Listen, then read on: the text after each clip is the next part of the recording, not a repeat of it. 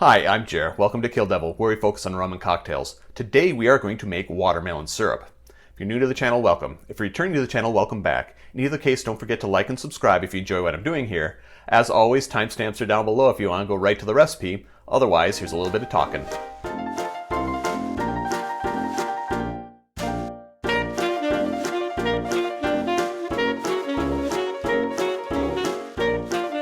Watermelon is an iconic summer flavor, and there's a couple different ways to make a syrup out of watermelon.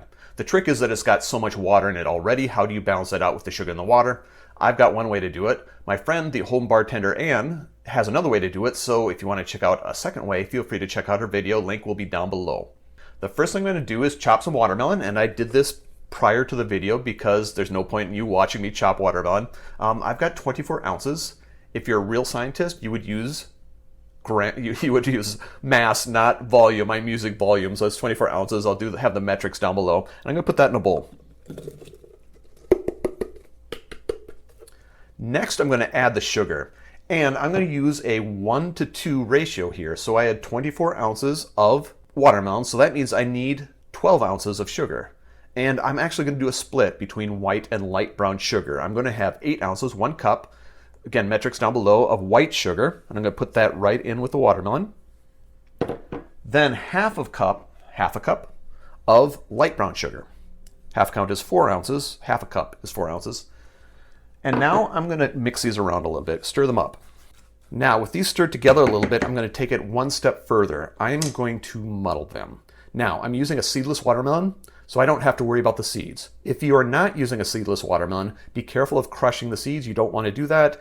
It's not bad. It'll change the flavor a little bit, and you won't get that pure watermelon flavor. So I'm going to muddle these gently, and I'll be back with you in a moment. Okay, now that I'm done muddling, I just wanted to point out that the goal of the muddling is not to crush the watermelon. It is to squeeze out the juice. And as you can see, this is now mostly liquid. The next thing I'm going to do is actually cover this with a little bit of cellophane, and I'm going to put it in the fridge, and I'm going to let it set anywhere from 12 to 24 hours. It's really up to you. The longer it sits, the more watermelon flavor will come out, but there's going to be a point of diminishing returns, and where that is, who knows. So 12 to 24 hours, let it sit in the fridge, covered. We'll see you tomorrow.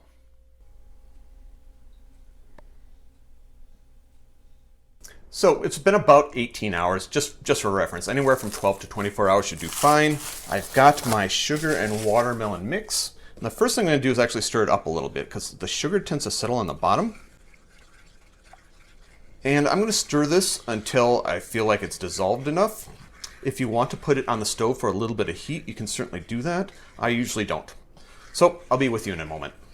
Note that because every watermelon is different, we're not sure how much watermelon water we're going to get out of our watermelon.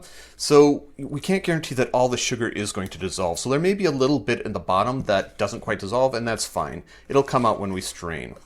Also note that watermelon syrup does not last very well even when refrigerated. So this would be a good point to add a little bit of vodka, maybe half an ounce, 15 milliliters. It'll help the syrup last.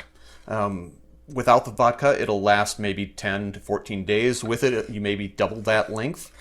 It'll also give your vodka, the bottle of vodka sitting on your shelf, something useful to do since you don't use it in cocktails. Anyway, the next step is to, this is my editorial on vodka, is to strain out the watermelon pulp. So I've got a strainer, I've got another bowl, I'm going to pour it in.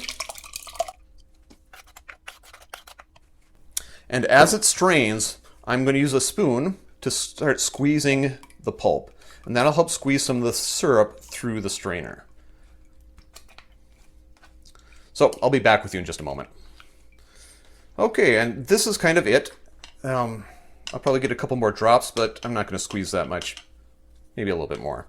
Now I'm going to set this aside. If you know what to do with this as far as baking or cooking goes, it's sweetened watermelon. It should be good, but there are seeds in there, so that may complicate things. I don't know what to do with it, so I just throw it away. Set that aside, and our syrup is done. The only thing left is to bottle and label and refrigerator.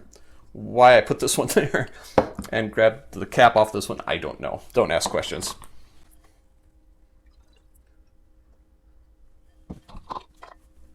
And again, I don't have fancy labels, so masking tape works for me.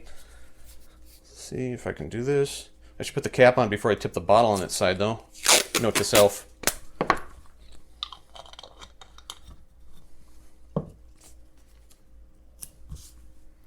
So we have watermelon syrup, 1 to 2, and I used 2 to 1 white to brown.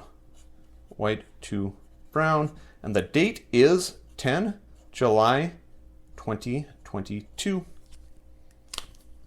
And there you have it, watermelon syrup. Enjoy.